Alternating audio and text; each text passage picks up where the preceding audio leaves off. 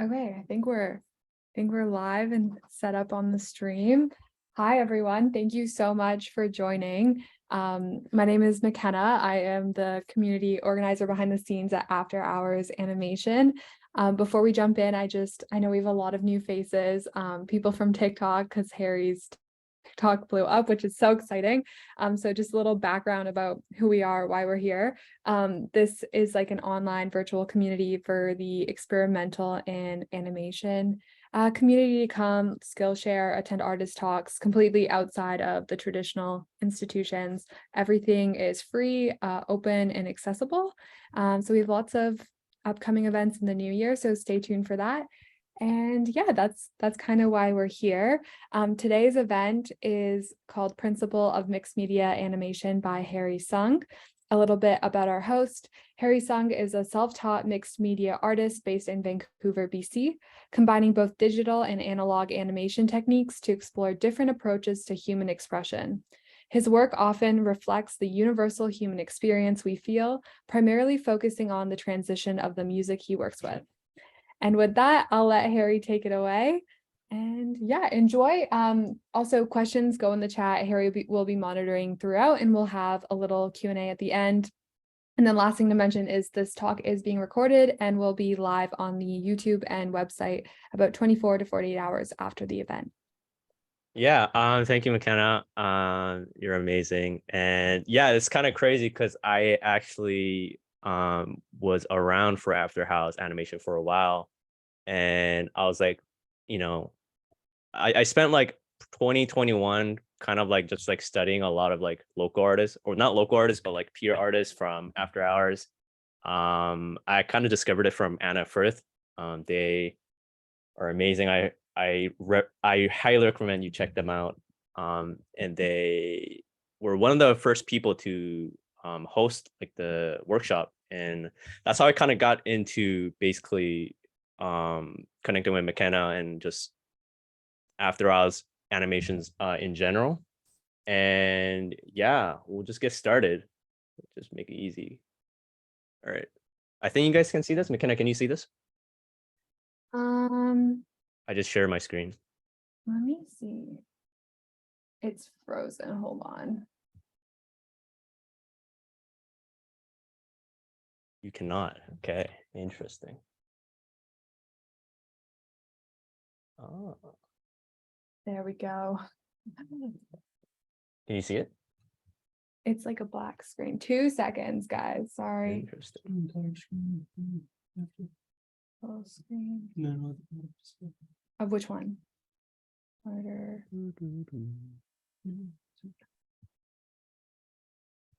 There we go. Now we can see it. Oh, you can see it now? Yeah. PowerPoint, everyone can see the PowerPoint. Okay. There's a chat delay, so like okay, that's good to hear. Yeah, it's live So working now. So welcome to Principle of Mixed Media Animation. Today we'll be going through the basics and kind of like just the workflow of what it is to begin with.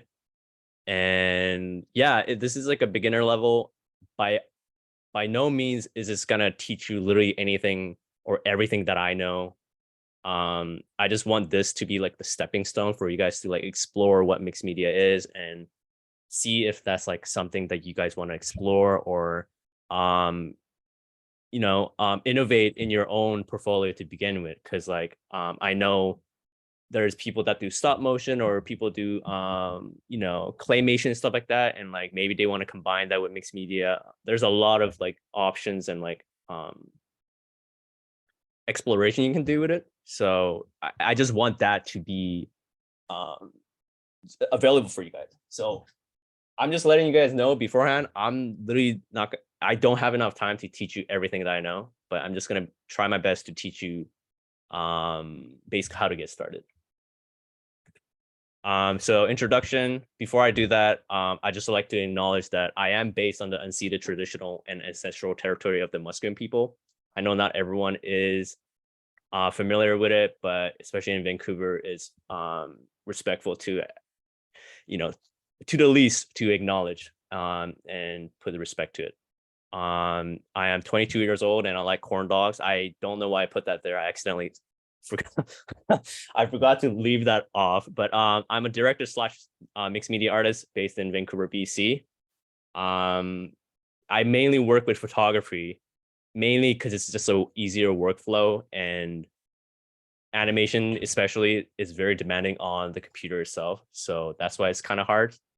But I do a lot of music videos where I use mixed media. So and yeah, like I said before, I started exploring mixed media around 2021, in like the middle of the pandemic. And that's how I found, after I was animation community, because I followed Anna Firth, and I like annoyed them about like just how to do things, like just animation in general. It wasn't even mixed media. It was like I didn't even know how to animate to begin with, and what it required, and like the basic requirement of like what it meant to animate, or like frames and stuff like that. So they kind of led me in the right path and talking to the right people. uh Jeanette as well, she held like a workshop here, amazing. Highly recommend you check it out. And Ellery as well, who does a lot of like analog animation that I've learned from. So these are like few people that I've kind of like gained knowledge from, and kind of like picked out like certain things from them to my own workflow of like mixed media. Because um there isn't much people doing this, and it's kind of like it's a very gatekeepy niche community. And mixed media, I say, like right now, where it originates from, it starts from Russia, like animation wise and all those things. And um I'm sure you guys know, like the one that popularized it is Anton Riva, and he's like one of the pioneers of mixed media animations. Not mixed media, but mixed media animation with videos specifically. And yes, I think that like kind of like picked up the pace around 2017, and that's how everyone kind of got known to it. And like Lone Wolf, for example, he's like a director, music video director, well known for mixed media as well. He's one of the like OGs, I say. And yeah, he's one of the creatives I studied back last year when I explored mixed media animation and photo. And the other people being like Frank Lebon, Tyrone Lebon, the duo of a brother. I highly recommend checking them out. Anton Riva, Tijo, he's based in Montreal. Stephen Wollaston as well. Rosanna Jones and Sterling Rose. And yeah, so what is mixed? Sorry, the animations for me at least is smooth on these, but I think for the stream it might be kind of laggy. So sorry about that. But these are all in 12 frames per second. Just remember it. So mixed media animation with paper specifically is a combination of digital and analog techniques that incorporate printed paper scans of video frames ranging from 8 frames per second to 24, but that is not limited. I know some people do 4 frames per second, some people do 12. I mainly do 12 just because it's easier, and like you have less prints to animate.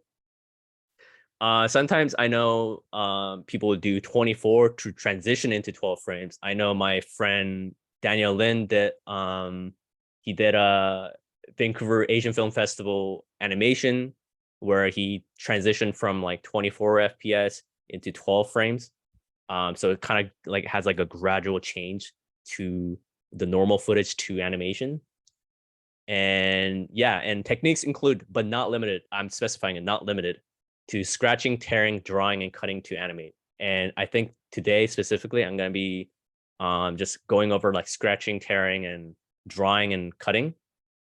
There's like a bunch of other techniques you can do, like animating, or not what am I saying? Painting, or image transferring, or using different medium of paper and stuff like that. There's a lot to it, but to keep it simple for now, we'll keep it to these.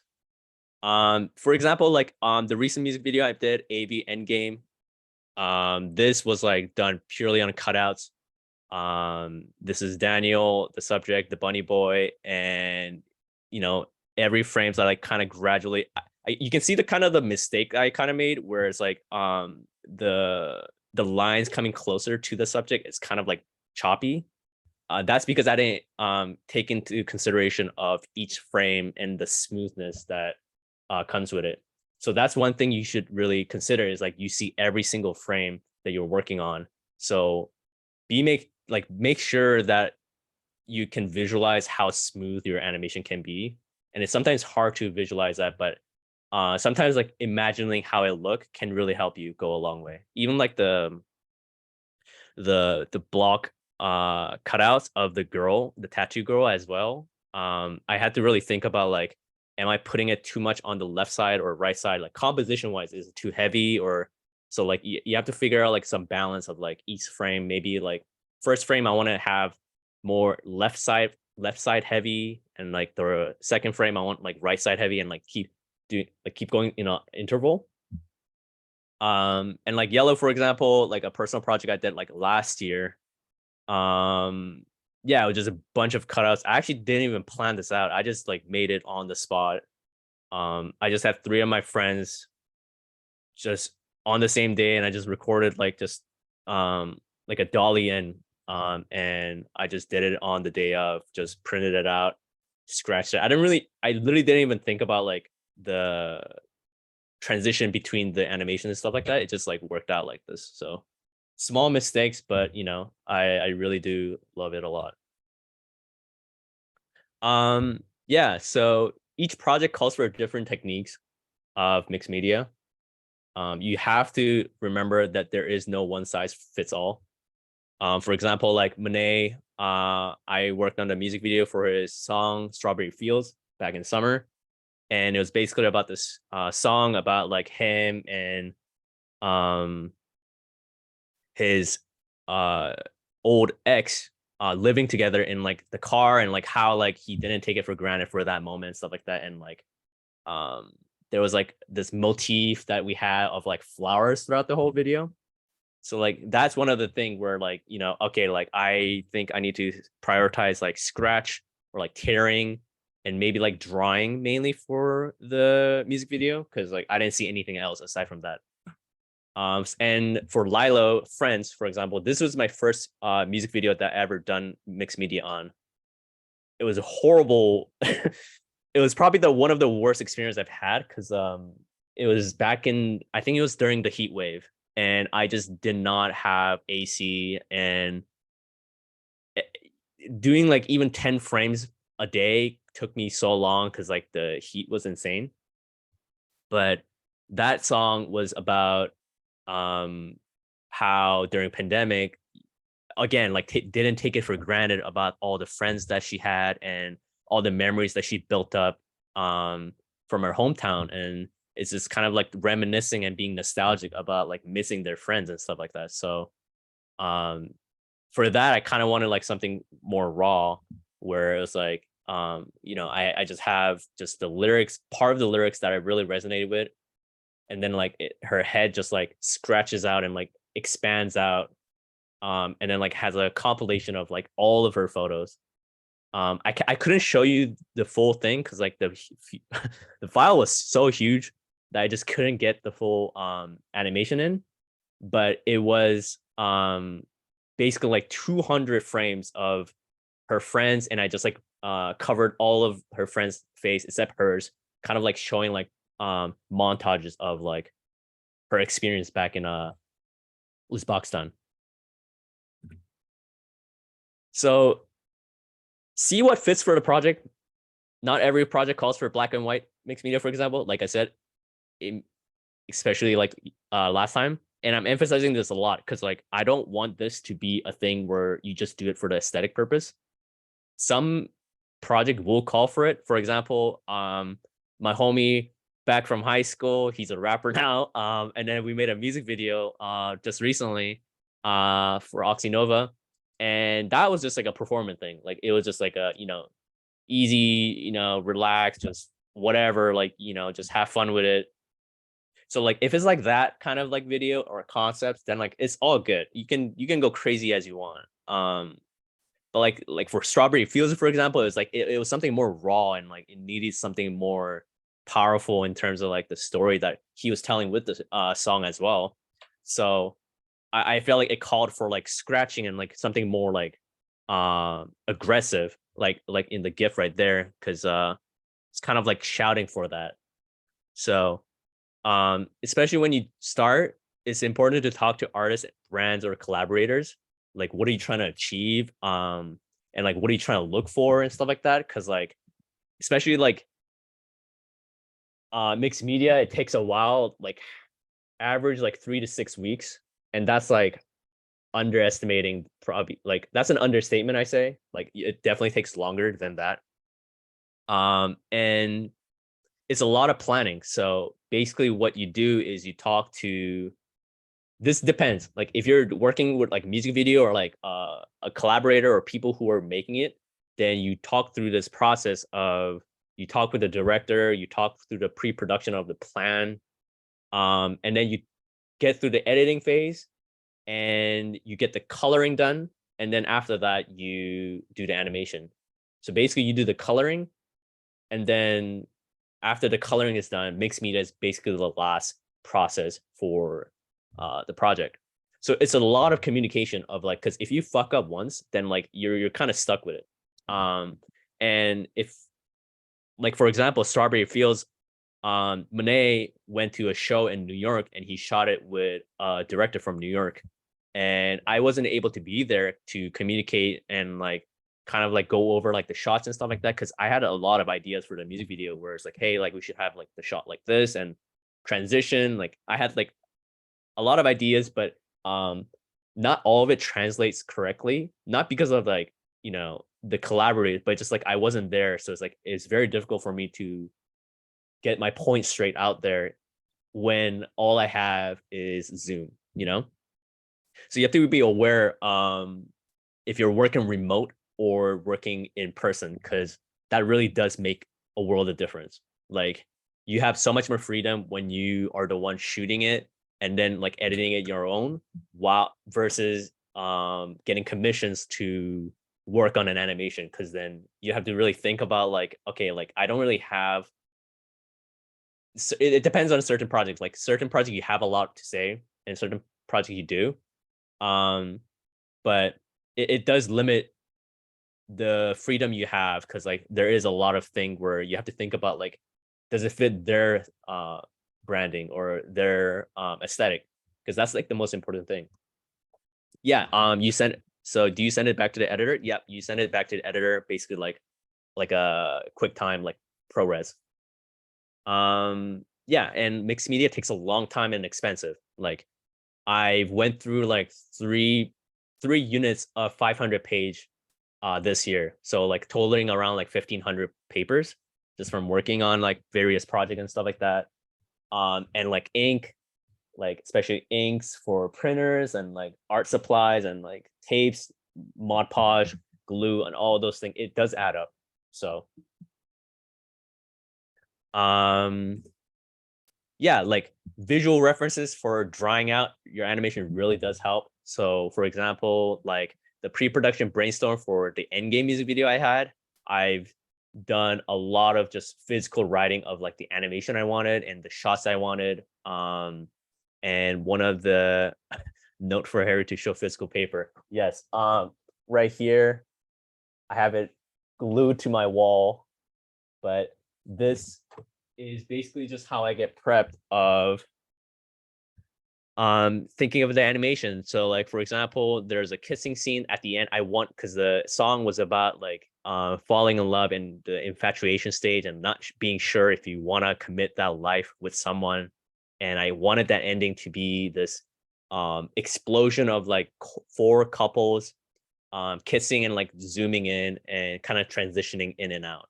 And like on the bottom, like for example here, like I wrote it here, fast collage, yellow lighting and stuff like that. And this is like the result from the example. So the I wanted a dolly in, and it's like such a beautiful animation. It leaves me speechless on this one. Like, I love it. And this animation was done by Sterling Rose. He's a friend of mine and a director I've been looking up to for a while, and it's amazing that I got to work with him, and I'm so grateful that I had the chance. And that's one of the thing where I want to emphasize is that you don't need to be the only one doing this animation. You can discuss concept with collaborators to achieve your goals. Not everything is about you. It's sometimes you can do it, but at what cost? Like, are you sacrificing your mentality for the quality of your work? So I knew this concept, like, that I wrote here, that I drew out and like written down myself. I was like, I knew especially that Sterling will be the perfect one to do it. So I reached out, and yeah, we've done this. I don't I think we like crunched it pretty like short. We done this in like 3 days. So it was kind of intense, but like beautifully done regardless. And yeah, like, you might have the best idea, but not the techniques yet. And I felt like in full honesty, I felt like I was in that kind of space where um the the skills I had didn't really resonate with that part of the music video. This is water paint. So yeah. So I'm just gonna be going through basically what is required from mixed media animations. So one, you need a printer, obviously. You need inkjet printer is basically using literal ink. Um and or laser printer, which uses pigments or powder base, I believe. And or you could print PDFs from Staples or local printing stores. And that depends. I think for me, when I started, especially with Friends music video, I went to a local printing store to order, I think it was like 400 frames, which I don't even want to get to the price of, but that's how I started, where I didn't have a printer. So I asked like a local printing stores to print out all the frames for me. Um, and yeah, inkjet and laser gives a very different look. So inkjet, for example, there's a lot of options for you, like cutting things and like painting and layering a lot of stuff, because it's like it's not coated, it's just like dry. But laser printer is very different. Excuse me, because it's powder based. And if you ever touch like printed papers, like, it's very glossy. And yeah, like, you can do a lot of interesting scratch animation with it, or do a lot of let me see, like painting ones. But yeah, each inkjet and laser yield different results. So it really is up to you. But for me right now, as for this workshop, I'll be using inkjet printer, because one of the thing is, like, you print a lot of frames. So inkjet does help a lot in terms of like yielding more prints, and it's way less expensive than laser printer, because it's powder based. You have to buy like different levels of like colors and stuff like that, while the ink, like the wet ink itself, kind of lasts longer. And then you need a scanner, but for me, I use the pre-built scanner on my printer. I have the Epson ET 2720. That's what I use. And I use the built-in scanner for that. You can use that or a flatbed scanner like V700s, for example, or like overhead camera rig. But I've realized that overhead camera rigs doesn't yield that kind of texture that I really like about mixed media. So I usually just go for the pre-built scanner or a flatbed scanner, depending on if I'm at the studio or at my home. And then you need an X-Acto knife plus a self-healing cutting board. clear or slash matte Scotch tape, depending if you want textures or not. And then printing papers. So usually I've been experimenting a lot. I've been wasting a lot of money just for you guys to know this. Usually it's best if you get higher than 24 pounds and 96. I think it's CRI or something. It's like the printing quality. It's not the color quality on the papers. So anything 96 above and 24 pounds usually is the best for inkjet. I don't know about laser printer, but usually for inkjet, I found that 24 is like the sweet spot. I think right now I'm kind of transitioning into 28, but 28 pounds are ridiculously expensive. So I'm gonna be exploring that next year. So yeah, basically you need Premiere, Lightroom. So you need Premiere to organize the frames, and Lightroom to basically just cut out and color and crop the footages. And then Photoshop if you want to go extra miles of like editing and like giving like different textures and stuff like that. But for now, we'll be primarily focusing on Premiere and Lightroom. And yeah, the result can vary on how much you do on the footage before printing. So how much did it cost you when you ordered a print at the shop? I think I ordered like, I don't know how many I ordered. I think it was like 200 to 400 frames. I don't remember exactly, but that costed me like 200. No, it's not 200, but like it was like in the hundreds. And that hurt me physically, like back then. Um, yeah, there's a lot of questions. I'll get it. I'll get to it when I do the demo. I think it'll make it easier for you guys um and stuff like that. Have you ever felt like the type of printer or paper has unsatisfying color, and how would you go about that? That really depends. I think every printer is different. I have a lot of problem with my printer as well. Sometimes like when I scan it, it doesn't accurately scan the color. But I think that's just like the nature of mixed media. I like the flaw, to be honest. I like animations that look horrible sometimes. Like horrible, not as in like quality, but like horrible as in like it's like jiggly and cutty and like I like those. But it depends. I think every printer has a flaw, so you have to see. And yeah, notes and questions to think before the demo. Frugalness and being unable to afford to animate. I've been there. And I spent a lot of, oh, my camera is messed up.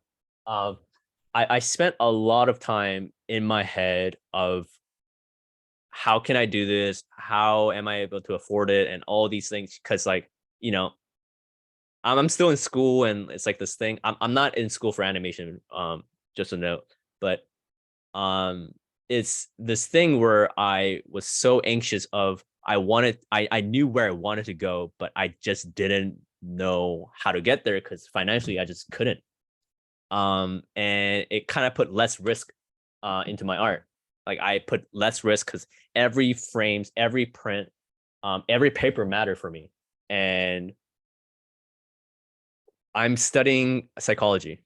Um, and it put less risk into my art. And I realized that some artworks that I made where I just did not give a fuck turn out to be the best ones. And if I'm being honest with you, all the commissions that I've done, majority of them I'm not happy with because I think I just didn't put that risk up there because it's just like this financial thing of like, okay, like, even though they paid or like, by the way, off tangent, but always include like a supply fee when you're doing commission for like your frames and stuff like that. So even with those payments forwarded, it just felt like this frugalness because I've grown into that like family household where it's like, you have to be frugal and every frame mattered for me and I didn't want to like ruin it and stuff like that. And it definitely put less risk. And you can definitely tell, well, maybe I can definitely tell that I definitely could have done better. So it's like this thing where you have to really think deeper in terms of like where you are as a person of, hey, like am I in the right space right now to make this kind of stuff? And you got to kind of figure out like what you need to give up or what you need to spend less on and what you need to do more and stuff like that. I definitely, when I first started, I definitely gave up a lot. I gave up a lot on socializing. I cut out a lot of people, and I try to surround myself with people that generally care for me and vice versa and all those things. So, that kind of like helped me kind of realize that, okay, like just me as a person, I can like put more time into art and more money into it by doing that and stuff like that. But yeah, obviously last year when I first started, it was very difficult. I think the first year or two when you first start is probably the most difficult. And that's just like a thing that you just need to accept. Um, Second, style and stealing, how to do it correctly. Do not claim it as your own. So I am coming here to teach you guys about mixed media, and I do not want you guys to just claim it as your own or just steal, just wholeheartedly, just entirely of what I'm making, whatever. I'm honored that you do that, but it's not that's the issue. It's just like the practice and like kind of like what you're bringing forward as an artist. Because I can't deny, for example, for me, I can't deny Anton Riva has been a huge influence to me, but lately it just hasn't been like that. And I can't deny, even though there is some part of me that kind of resents it, I can't deny that he has influenced my work a lot. And it's like this thing of like, I have to acknowledge that and I have to accept that and kind of like be upfront about with people. Like there's a lot of stuff where it's not original for me. And it's like I took a lot of inspiration from him and other artists and stuff like that. So it's important for, I think, just animators and just creatives for us to just acknowledge that. And I highly suggest reading Steal Like an Artist by Austin Kleon. I butchered that name. But yeah. Third, will the big corporate take this style and ruin it because I didn't gatekeep it? Who the fuck knows? I don't know. We'll see. I'm kind of excited to see how this goes and how 300 people will use this. We'll be in touch on how it is. People who says I actually got a lot of comments or like messages about like like for me too late for me to start. Like, you gotta go on your own journey and your pace. I think that's the most special thing you can ever feel, because then you can genuinely feel that connection with your artwork. Van Gogh started at painting at 27. I generally was not at the right mental space, and kind of like needed my time to like hone in and like get myself better in order to get this shit going. So it's like I'm very new to this as well.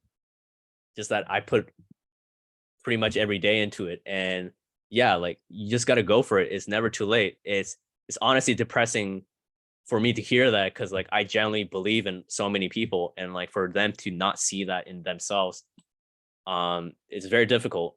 But yeah, exactly. I'm almost 30. I start a new art form like every year. You just got to go for it. Yeah, and that's the beauty of it. Sometimes it's just about the feeling that you get from making it, and that's all that matters. But yeah, today's demo footage. This is from a promo video I shot in 2019. I hate this footage, but we're gonna make it cool. This I'm saving time right now just so that I don't need to edit this on Premiere. This is already edited itself. So this is, I don't remember. Yeah, promo video I did a while ago. And this is gonna be just like a beginner level mixed media demonstration. Don't expect something crazy. But I'm just gonna be maybe trying like scratch animation or something like that, right? Scratch animation, maybe cutting it out, and I'll show you guys like what the process is, because there's been a lot of questions about like 12 frames, like what frames do you use and all the technical things. So I'll get into that. Just give me a sec.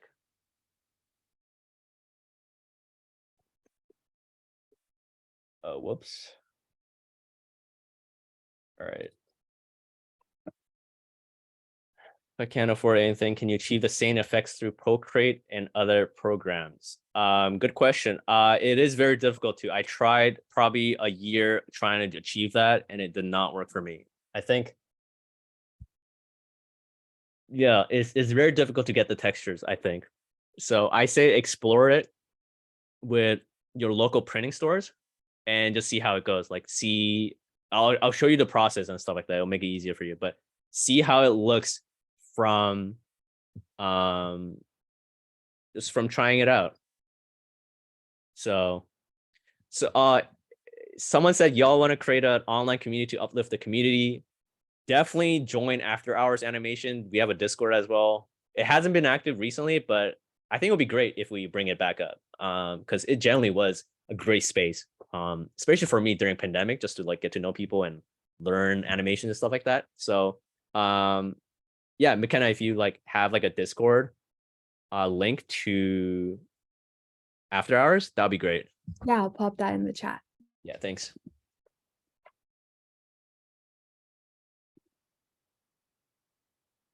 Let me see. Okay, After Hours, after workshop demo.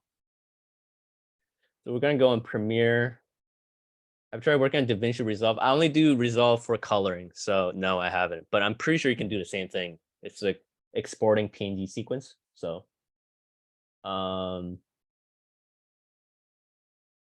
yeah. So I'll get here.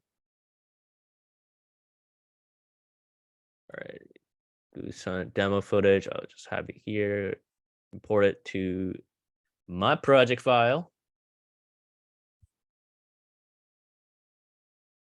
And we'll bring it up here. You guys see this?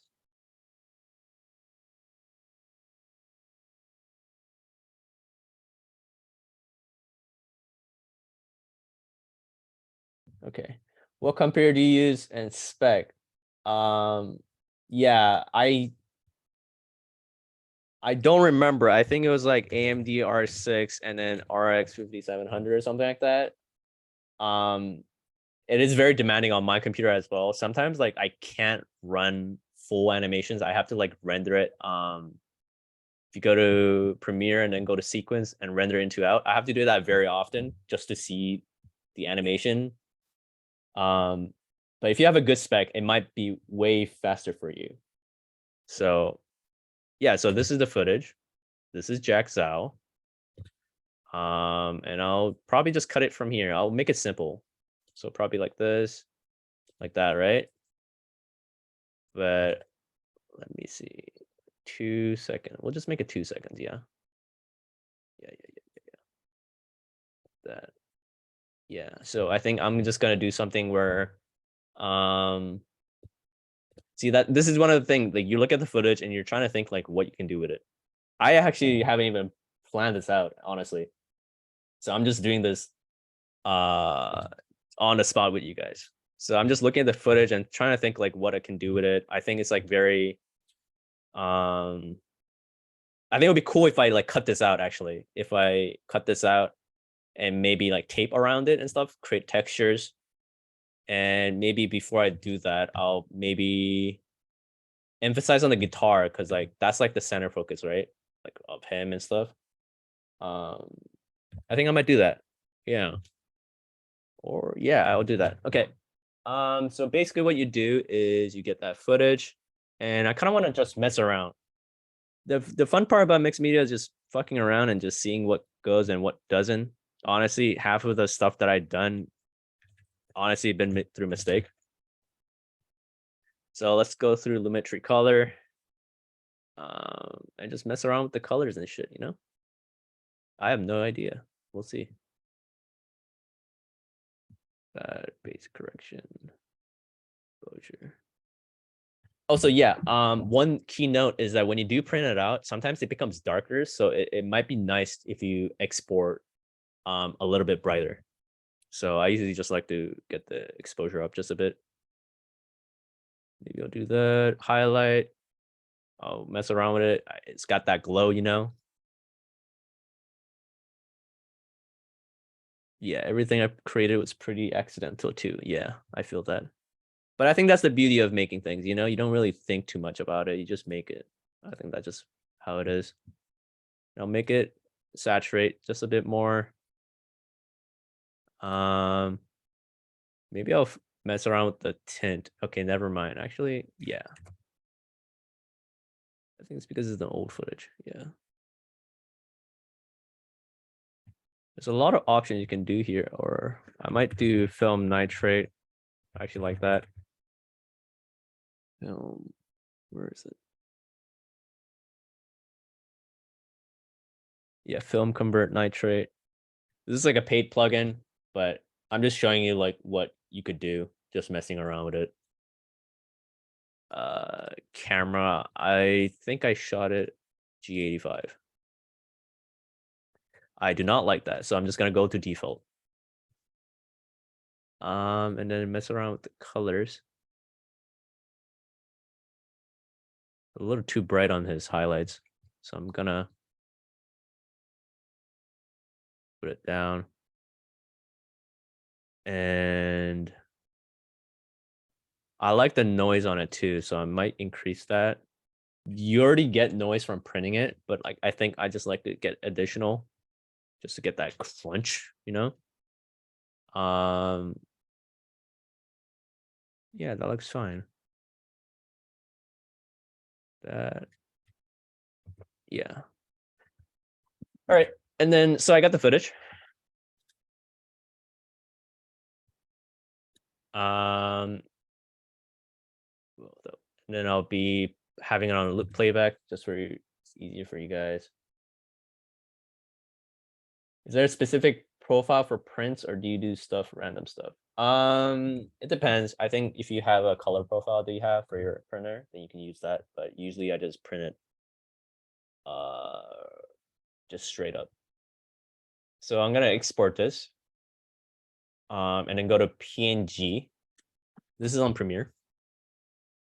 And you choose PNG sequence with alpha and export as sequence. You can render at maximum depth and quality if you want. And then let me save it here. Usually it's good to organize this like this. Let's say like, I don't know, footage 1 or whatever part you're like trying to do mixed media on. And then, whoops. And then I do folder for scan, folder for color, and then folder for print. So print is where I'm gonna put this what is it? The videos in. And then scan is where I'm gonna put the scan frames in, and then the color will be after I do lightrooms and stuff like that. So I'm gonna actually, before I forgot. So you know how I mentioned 12 frames per second, right? So usually this is 24 FPS frames per second. So videos are made of photos. So 24 photos per second. That's how it is. So this is 24 frames per second. But that's if you really take into consideration of me literally animating 24 frames per second, I'm animating 24 photos till here just to get 1 second. So if you want that, then sure. But usually I like to just posterize time and just cut it down to 12 frames. So it's like choppier. And you can still keep like the 24 frames sequence setting, just so that when you're working on that main timeline where you want to put it back, it'll still be 24 when you export it. So this is the 12 frame now. The light's looking good. And now I'm gonna export it to the PNG, like I've said. And then this is important on the PNG when you select it on the video tab. If you go down and then go to frame rates, it says 24 because the sequence timeline is 24, changes to 12. And then that will cut it down. I'll just do render quality, maximum render quality, and then go to footage 1 and go to print. And then I'll export.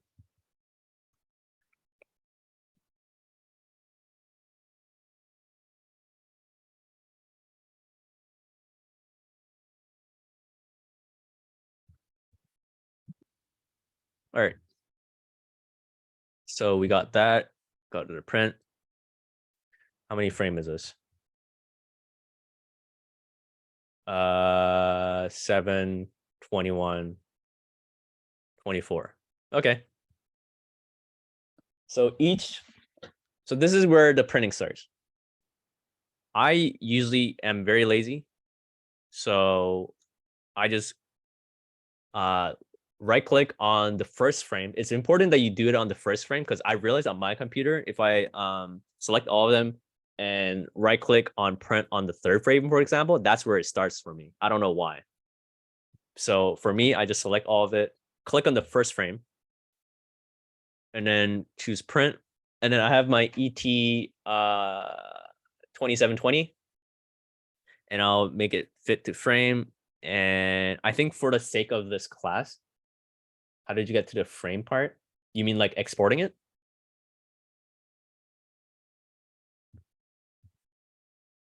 And then I will, yeah, there's a bunch of options. You can do 4x6 or 5x7 or the 3.5 by 5. I usually go by this just because I like 4 frames per page look. It just gives it enough like crisp and dankness of like print texture.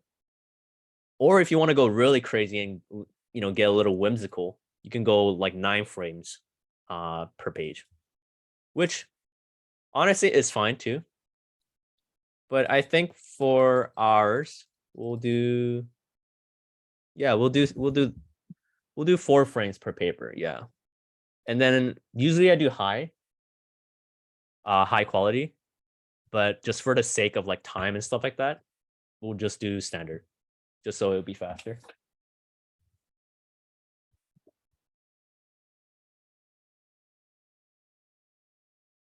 Do you ever print multiple frames to one piece of paper to save money or yeah, I'm just literally doing it right now.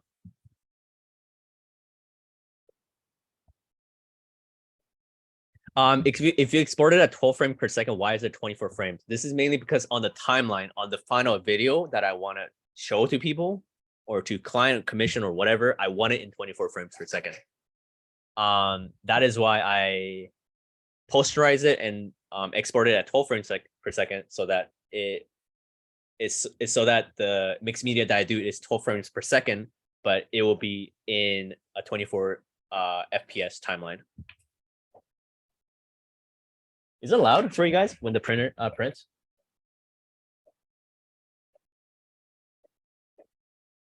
Okay. But yeah, in the meanwhile, I'll show you like my little stash.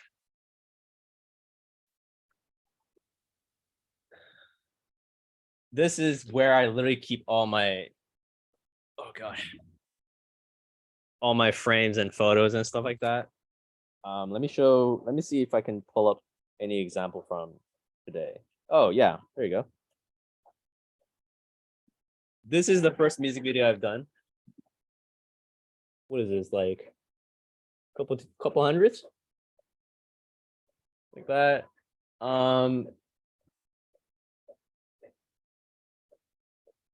It's good to keep these because sometimes like it's good to remind yourself how far you came, So that, or let's see.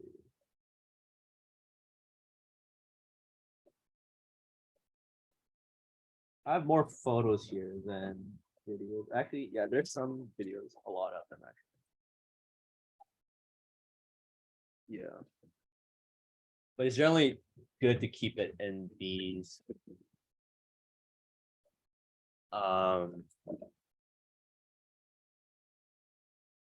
what is this, like folder divider? So it helps you keep it. Oh, whoa. Just to keep it organized. And now I can't close this apparently, but that is okay. There you go, I got it.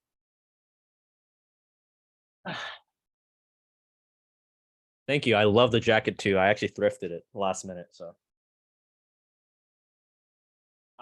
we got the frames.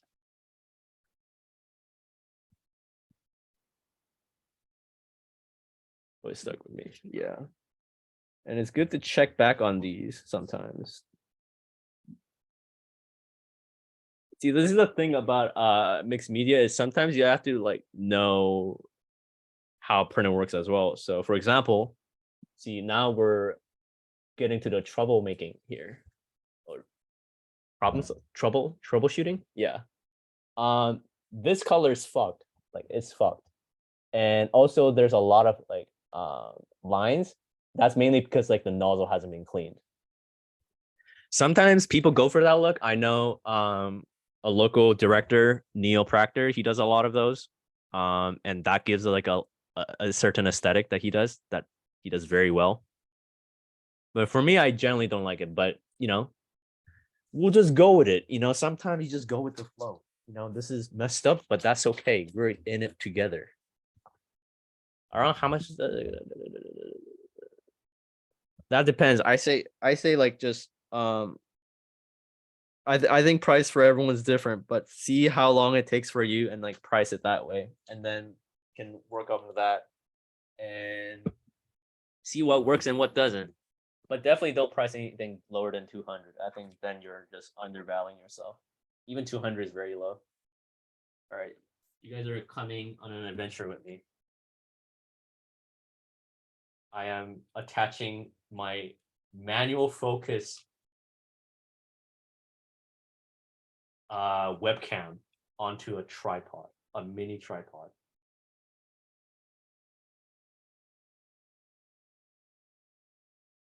I mean, how much they cost in terms of ink and stuff like that. It depends. I think some project doesn't really demand for a lot of mixed media, so it varies project by project. So I can't really give you a solid answer. Sorry, you guys are gonna get a shit angle here. I don't. This is the best I can do. But you guys are in it for the experience. So let's see. Right. I'm just gonna look at the chat on my main. Yeah, the struggle. Okay. The reason why my webcam is blurry is because I have a manual focus webcam. Don't ask me why I have it. I just do. So I have this. I'll get a pen. Usually, if you want to make it easier, you can like put text on the Premiere footage itself and then just label it. But usually for me, I just like to number it myself on the paper. So like, this is the first page, the second page, third page, fourth page, fifth page, and a sixth. There. Go by that. Used to work for Muji. I need more Muji pens, so if you can get me some, that'll be great. Let me see. I'm just trying to focus this more. Oh, okay. Go. Okay, it's better now. Okay. So, you know, you label it 1 to 6. That's how I got it. And then I'm gonna try to think about how each frame interact. Usually, like I think 4 frames of a certain style usually works the best. So I think I could do like cutouts of maybe his hands for 4 frames and then transition into something else as well. So every 4 frames, I'm like animating something. And also, every printer is different. So sometimes you start from left to right like this. But my printer starts from the bottom to up and then bottom up. So bottom up here. So this is 1, 2, 3, 4 frames. So sometimes it's different. So we'll see. Let's see. I have my trusty X-Acto knife that I will just mess around with. I'm not gonna really think too deep on this because I think that might just ruin it. But I'm just showing you guys the basic of what it means to make one. So let's see. I start from bottom up. So I usually like to go like a up sign, just so I don't forget. Because usually I work left to right, but um, we'll just put a note on that just to as a reminder. And yeah, maybe I'll like. I think I'm just gonna do like scratching, just to emphasize like his silhouette. So I'm gonna like gently scratch on his whole body. I just like leaving like that. And, like maybe I'll emphasize on the arm too, like this. That. And I'll do it just rough because like, just do it very briefly.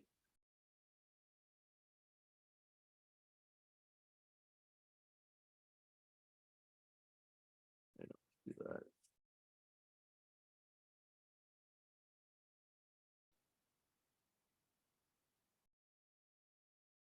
I, left a huge scar here, but that's okay. We'll just go along with it. I left a huge tear, but that's fine.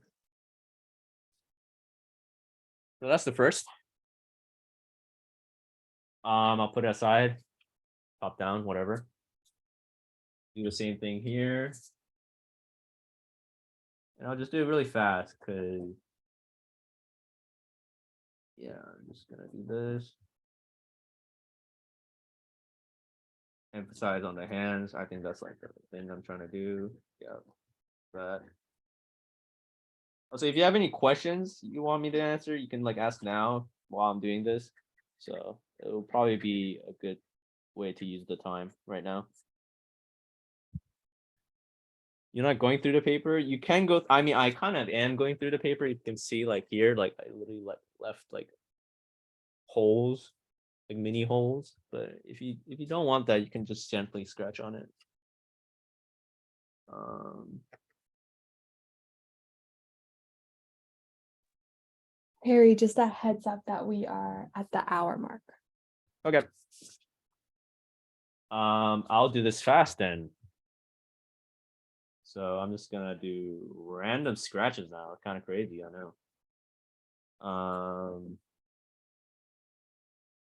So I did the emphasis.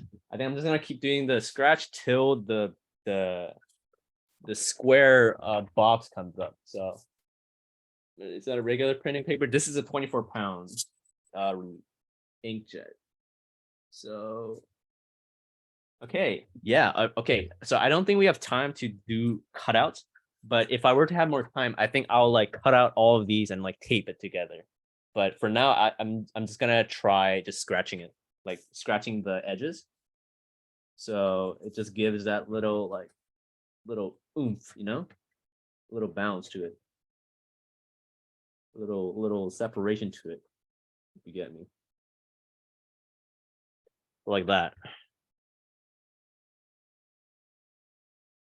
Have you worked with bleach or other erosions?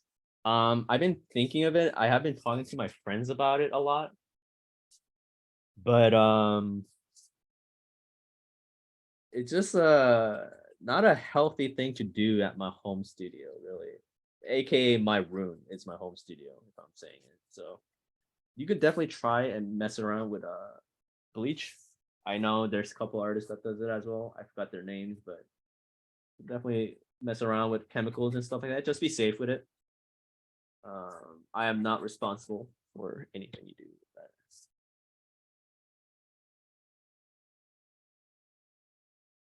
Yeah, cutting out the frames, like literally just cutting the paper out and then taping it back again. Because I've realized that sometimes just actually physically cutting it gives it a different textures than like pretending to cut it. So it does add a nice depth to it and a little detail. You can appreciate. It's nice. So okay, I'm just gonna do the 5th frame. I'm just gonna leave the 6th frame aside, just because like we're trying to get through this together. And yeah. Which camera do I use? I use it depends. I think every project is different. For the music video, AV Endgame, for example, I shot it in red helium, like a cinema camera, but that was because like we had like a whole crew and stuff like that. If it's like for my personal project, I shoot like on my Panasonic G85, just a entry level camera, really. It really doesn't matter what camera you use, really. So, okay.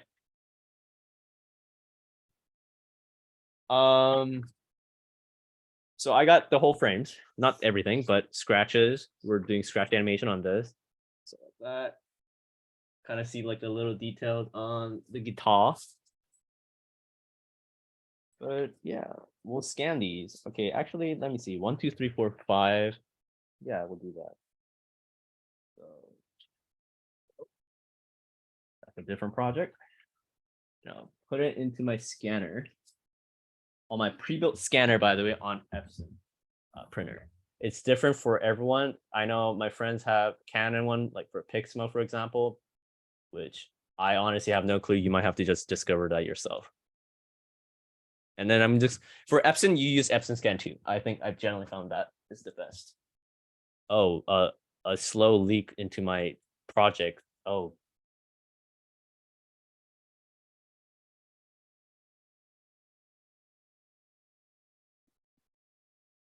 It is spoilers.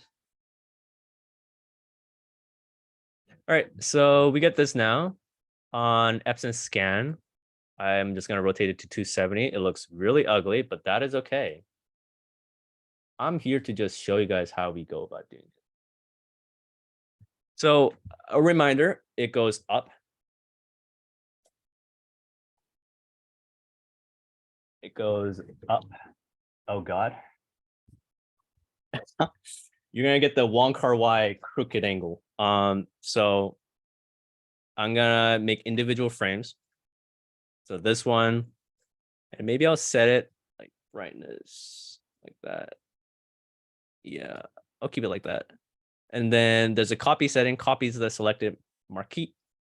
And then I'll put it on my second frame, do the same thing, put it on my third frame, and do the same thing again, and then put it on my fourth.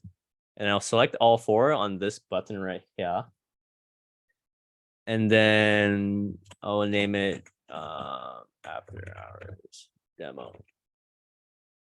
And then I'm gonna select all of them, and I'm gonna just render it in like, I don't know, let's just do 150 DPI. Usually I like to do 1200. That's like the sweet spot for me, at least like in terms of like if you want to render it to YouTube or Instagram and stuff like that. Usually is the best, and you get the best quality. But for the sake of time, we'll just scan it like here. And then choose the folder right here. And then I'm gonna put it into scan. Remember with the 3 folders we made? Yeah, it's crazy. Organizing is fun. And then we're just gonna scan it.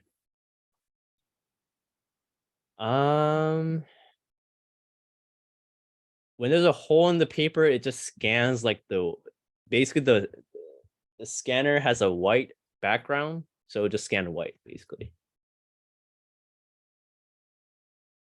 Let me just go up and read anything I miss. Could you on iPad? I don't think you can edit this on iPad. I mean, maybe if you can export PNGs and then print it, then I think you could. Oh wow, we have a bot here, huh? That's crazy to promote my work. So I understand that if the camera doesn't matter, it's okay if I'm using digital or analog one, since the texture that the animation has is because of printing process and the technique that have been applied to the frames and not the camera itself. In some ways, yes. But obviously every camera has different quality to it, like depth and what is that thing called? I forgot the name, but like quality of the camera does affect basically the quality, right? So like a cinema camera will look way crisper than your camcorder, for example. So it yields a different result, and that depends on like what you want. Okay, so I'm putting my second paper in. Preview. I'm gonna remove this from my mini tripod.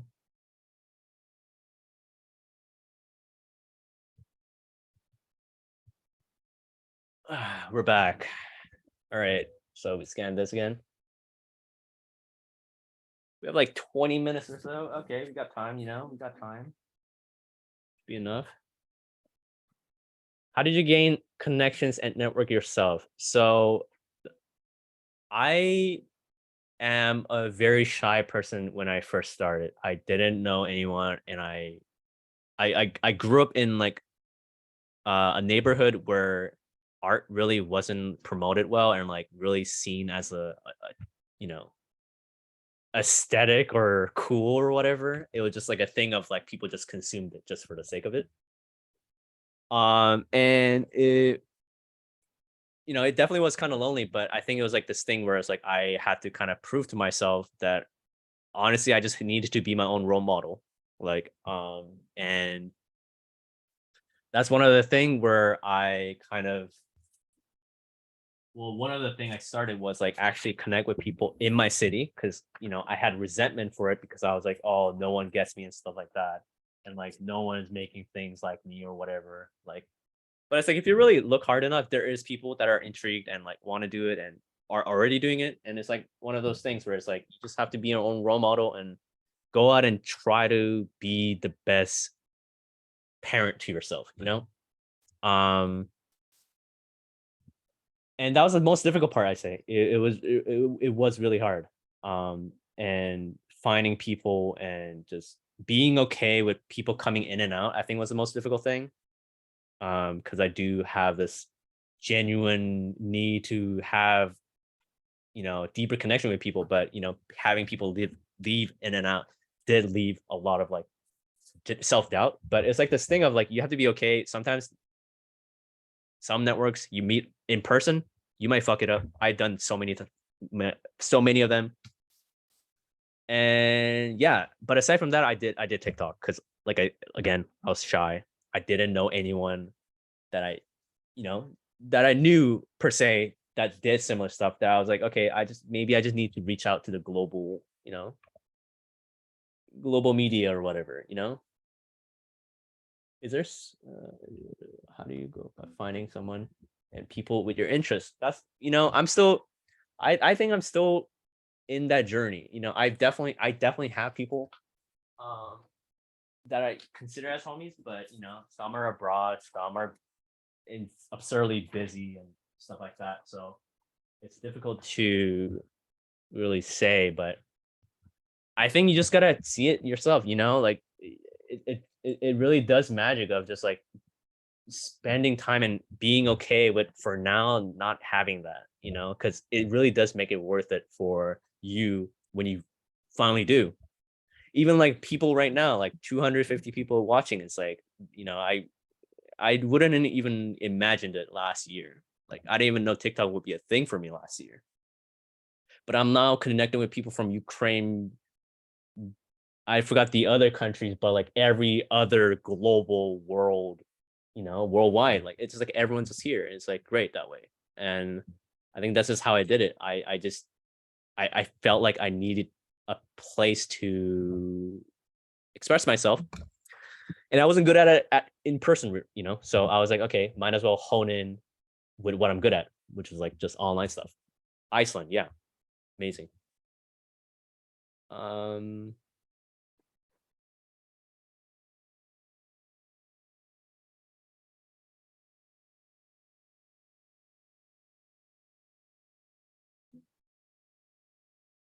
this might be a dumb question, but where's the camera involved in this? If you can scan the photos and using the scanner? No, that's not a dumb question. I mean, if you want to do like stop motion wise, I think if you do photos, then it kind of becomes a stop motion. Where I'm getting at is like using already shot footages and rendering those out as photos, like frames. But you definitely could use photos. I definitely done like stop motiony things, and it's really up to you on that regards.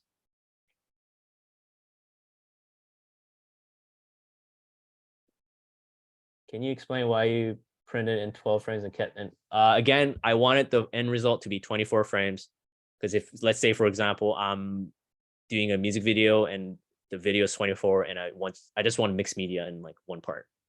I want it in a 12 frame per second, but I want to keep the timeline 24. So that's mainly why.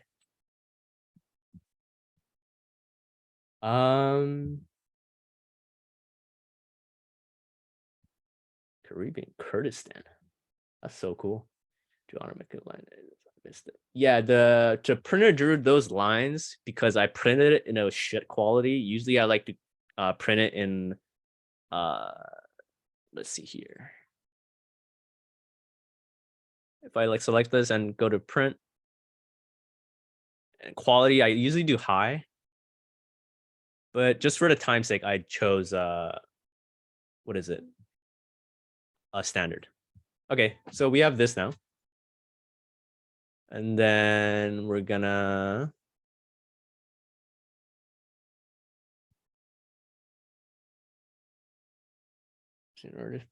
it's so interesting. It's so refreshing to see an artist pursuing their intention. What could you say to someone struggling to stand out in their medium?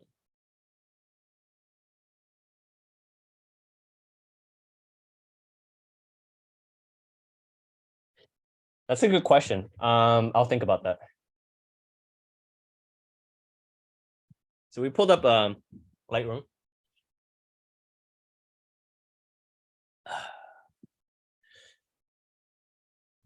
Oh my god, another leak. All right. I'm just gonna pull this out, scan. Usually this goes faster if you have better computers, but I have a slow ass one, so like it takes a while.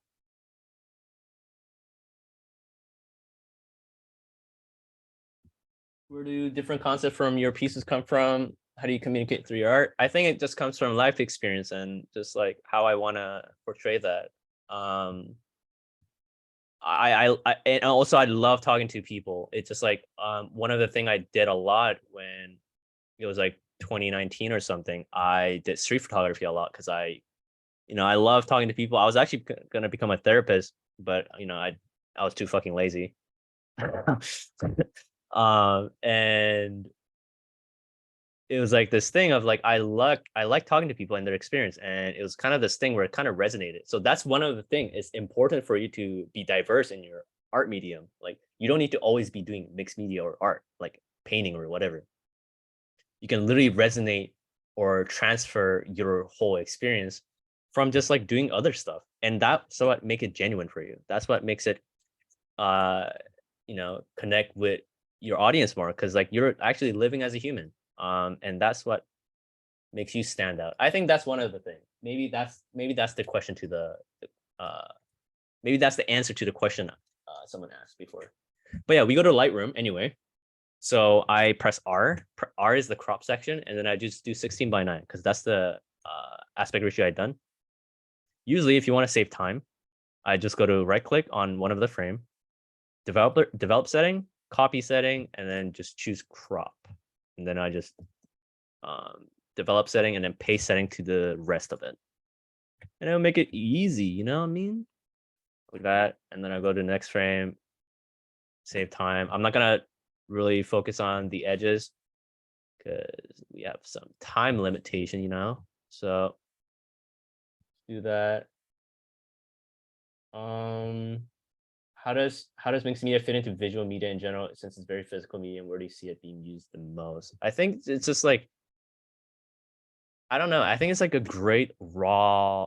I think it's one of the best raw form of expression. Really, it's just like there's something about the texture. There's something about the way it displays on your screen.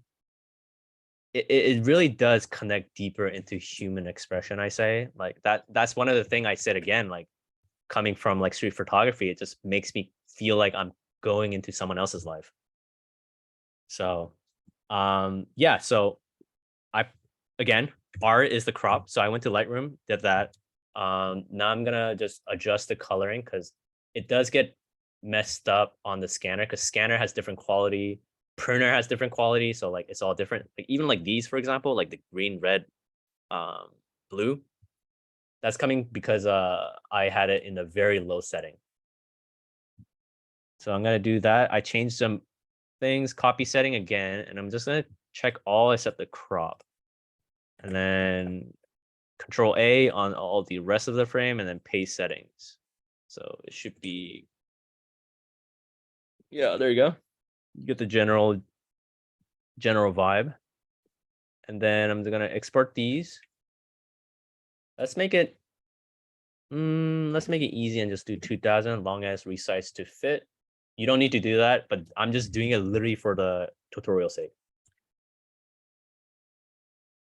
After hours, remember the folder we made? We're organized. So color is where we go. That's the final stage.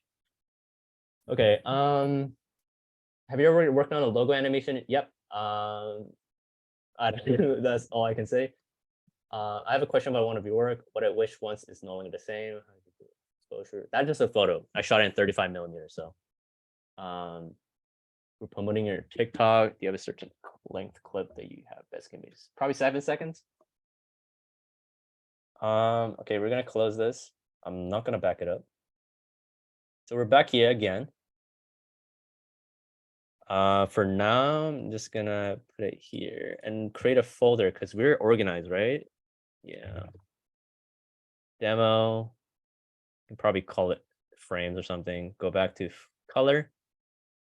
And then we're gonna drag these onto the demo folder. And look what we have. And then drag these into the timeline.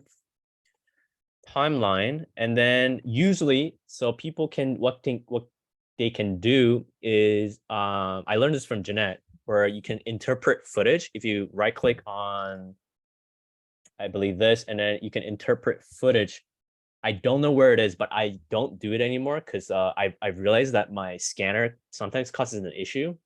So like it like jitters like one of the frame or like it messes it up. So I like to do it manually. So this can be different for you. You can interpret footage. I'll just search it up. Interpret footage. But I like to do it manually and it gives me more control. So I click here on the bottom, new item, adjustment layer, say okay, drag it on top of the frames, select all of these frames, right click, speed duration, and I like to go, like I said, 12 frames in a 24 FPS timeline. So I'm going for duration of 2 frames. And then after that, this is important. You have all these selected. There are 2 frames right now. You press Alt and then press up, and it will cut the adjustment layer, and then you put it down. Drag or grab all the adjustment layer, only the adjustment layers, and then put it down. Right click on it and ripple delete. Ripple delete basically gets rid of all the spaces from that ones that you selected. And then these are basically the animation we have. So let's just see and kind of like upscale it because I think I've scanned it in a very low quality, so that's why it's very small. Usually it should be bigger if you're scanning in a different DPI. And I'm just gonna paste attribute. And then let's see. Whoa.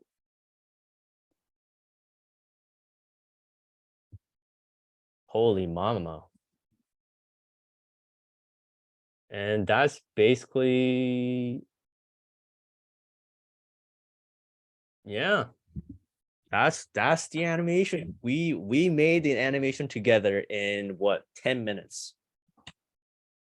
So it's not bad. Like this is scratch animation. You like scratch up the frames and you can do a lot in the editing process. You know what I mean? Like the texture is cool. Keep it like that, you know? But yeah, this is the general process. This is the process. I'm showing you the process of it.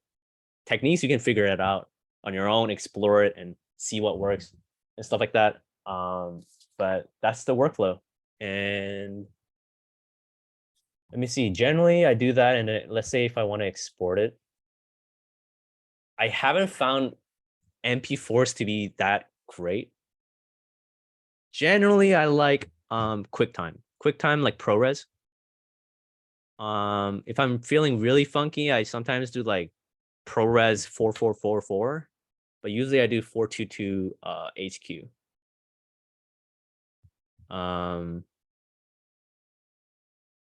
And yeah, I mean, this is cool. I mean, it made the footage way better. I actually didn't like that editing that I did like 2 years ago. So, it's not bad.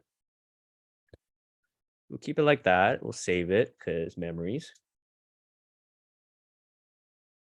And then where's my, there you go. Yeah, like it's crazy, guys. Save it cause memories, you know what I mean? We brought this to the other one. It's crazy. Q&A.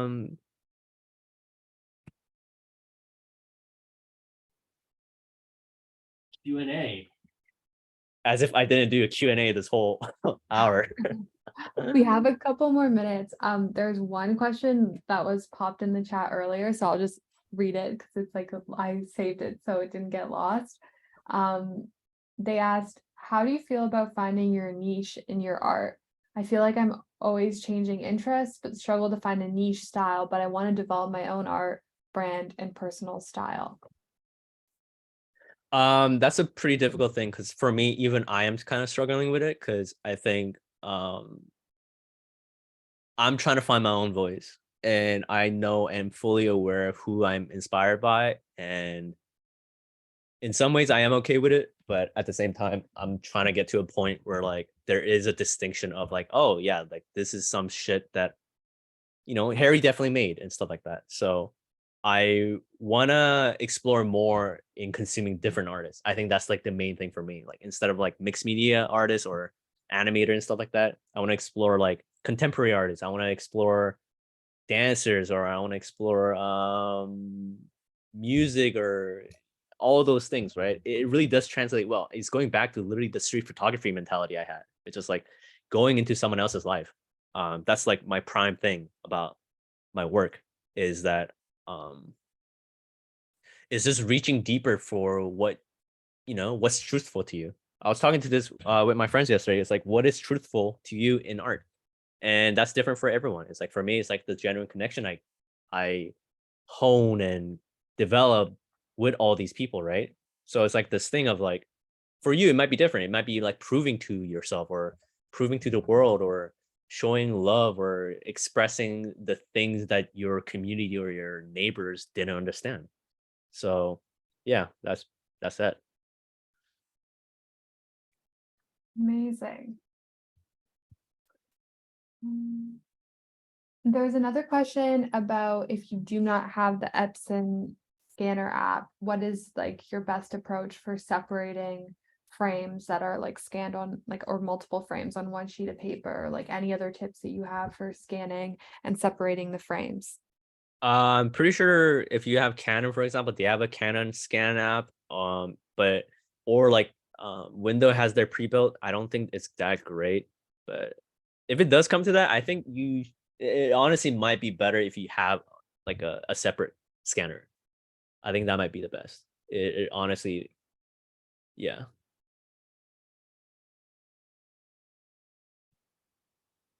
Let me see how you do it. Oh wait, can I read some questions myself as well? Yeah, of course. How do you deal with shallow hipster archetypes in the art community? It's hard being an artist generally with folks like that being the art quote unquote artistic type to lean to. Um, for me, I'm not sure about the hipster part, but I know there's definitely people that are pretentious and snobby and definitely over the board of like what they're claiming. And it's honestly disheartening. It really did bring me down a lot as well. But honestly, it's just a process of finding your own community, your own people, and like just knowing the boundary of like these people you either take inspiration from or you don't, or that's okay. Um,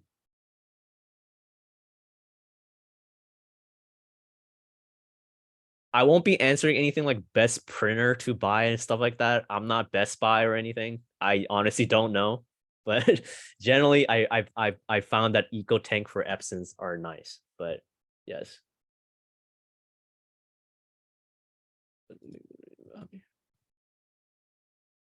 Do you study this collage or learn about all this on your own time? Yes, I think all of these that I've shown you guys, I've learned it myself through after hours kind of show me like guided me in terms of like where I could learn it and stuff like that. And that kind of led me to like learning it on my own, exploring it, taking more risk, like I said before, because I was like so scared of like what it even meant. Like I didn't know where to fucking go with it.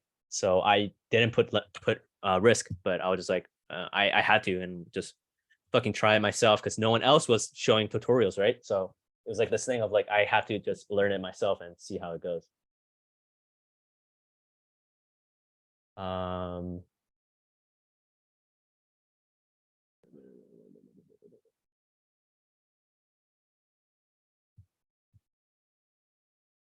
results get others go for how do you find it? I lost a couple friends in the art community recently. Your words spoke to me. How do you find others to collaborate? That's hard. I'm sorry. I'm sorry you're going through that. I don't know. It's like I think finding your community and collaboration is like dating as well. Sometimes you just get into the right one, and sometimes you just get into the worst coffee dates. And just like kind of like setting boundaries of like what you need. Like do I need someone who genuinely cares for me as a person, or is this literally just just work? Because sometimes it's okay if it's just work, but like sometimes like communicating it goes a long way. It's like you don't want to like leave the other person hanging or and stuff like that. But for me, I generally found that um people who are genuine friends goes a long way in terms of like collaboration. So I'll do like one more, and then what do you think about the emergence of this style in the 21st century and what it means to be us as a human connecting back to handmade processes? Yeah, that's a good question. I think is one of the thing I've started mixed media is because I kind of hated that period where 3D animation and a lot of digital animation and photos and art was like emerging, and I was kind of like against it because one, I was really afraid of Photoshop and all those things, and second, I was afraid of just digital in general. Um, and you know, it's like this thing of like going back to history of just like making something analog and making something physical and tangible because that's what connects me, right? Physically. Like even for example, like this piece I made of Janata right here, literal physical piece, 16 by 20, and it's beautiful. And it's like something that makes me connect with them. It's the same thing. So I think it's just like us like remembering like even like with COVID, like human connection really does matter. I'll just do one more last question. So, because someone asked, other mixed media that inspires you. So, there's Lone Wolf. Lone Wolf. All these people I've mentioned. Lone Wolf is great. Frank Lebon, Tyrone Lebon, they're amazing at 35 millimeter analogs. Tijo is like a photographer, but he's great at too. Rosanna Jones, and then especially Sterling Rose. And then I have a couple other people like Daniel Lin, Neil Proctor. But yeah, I think we can wrap it. That yeah. Amazing. Oh, there we go. Thank you so much, Harry. This has been like fantastic to go through, and like really appreciate you taking the time to share your process with us. Um, and like it's beautiful to see your work and like how much you can achieve in like a short period of time. So, as well as like the whole idea for this space is like making animation like open, accessible for people to try at home. So I'm hopeful for those who are interested in trying mixed media animation, like now you have some tools to do that. And like, please do share and tag us on anything you create. We'd love to see what you're Mhm. making.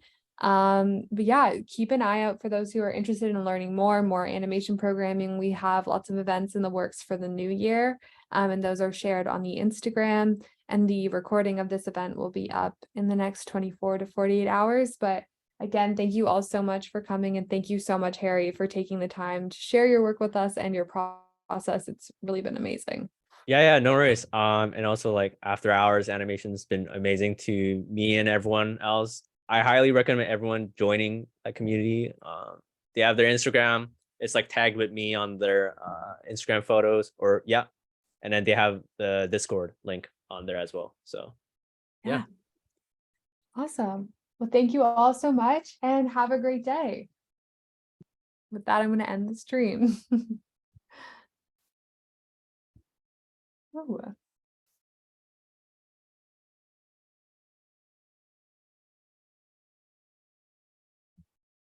okay, I think it's done. cool. Let's make sure for sure. But yeah, awesome. That went really well. Yeah, that was smooth.